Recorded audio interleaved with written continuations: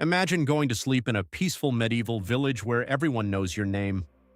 The baker is preparing tomorrow's bread. The blacksmith has just put out his forge. Children are running through the muddy streets while the church bell echoes across the valley. Everything feels normal. Everything feels safe.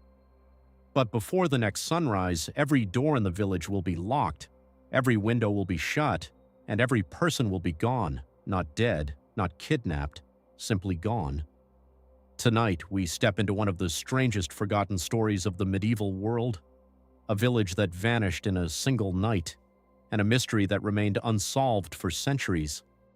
The village of Alderwick sat quietly between thick forests and gentle green hills. It wasn't famous. No kings visited, no great battles were fought there.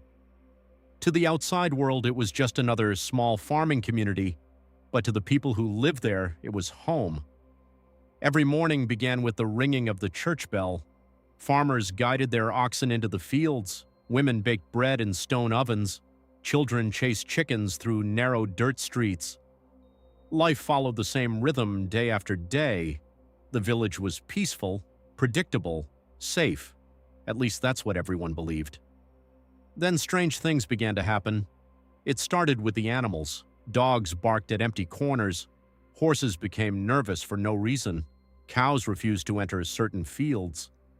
At first, nobody paid much attention. Animals were strange sometimes. But then the travelers started talking. Merchants arriving from distant towns spoke of abandoned roads.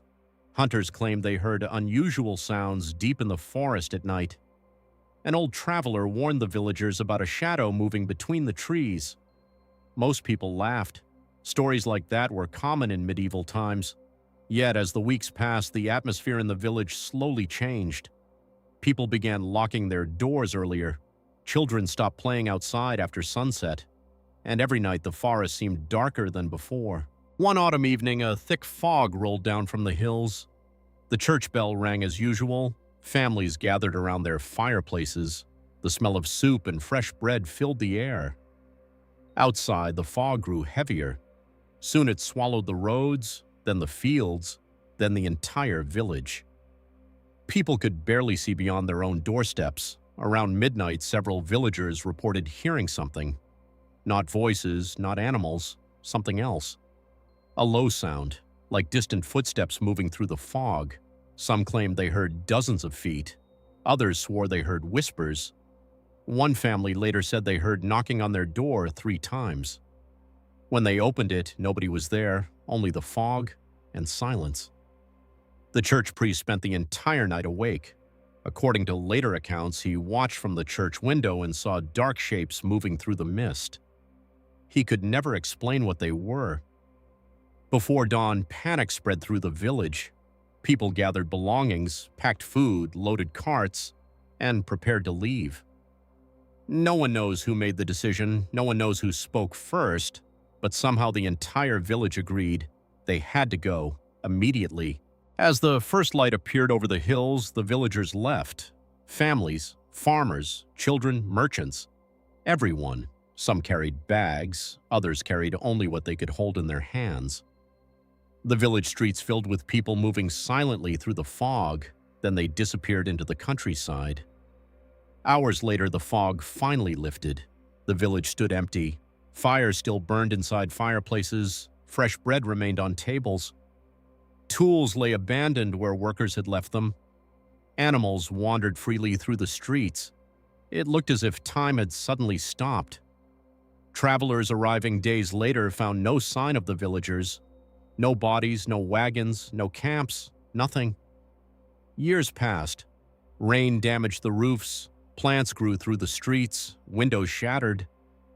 The church bell eventually fell silent. The village slowly disappeared beneath nature, and with it, the truth.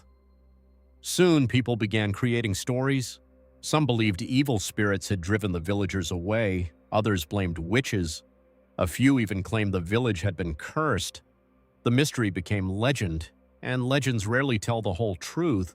More than 200 years later, historians discovered a collection of forgotten records inside a monastery. Among them was a document describing the fate of Alderwick. The truth was unexpected. There had been no curse, no monsters, no supernatural force. A wealthy nobleman had purchased the land surrounding the village. Wool had become extremely valuable. Sheep brought more profit than farmers. The nobleman ordered the villagers to leave. Their homes would be destroyed. Their fields would become grazing land. The villagers had no choice. They abandoned everything they could not carry: their homes, their memories, their entire way of life.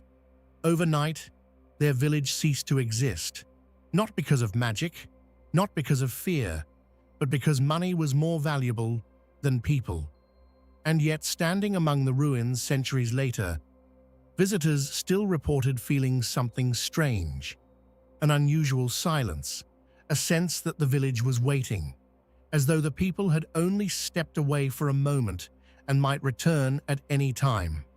Perhaps that's why the story survived, because sometimes the saddest mysteries are not about what happened, they're about what was lost. The doors were locked, the fires burned out, the village vanished from the map. But its story survived, hidden beneath centuries of grass, stone, and silence. A reminder that history's greatest ghosts are often not spirits at all. They are forgotten people and forgotten lives.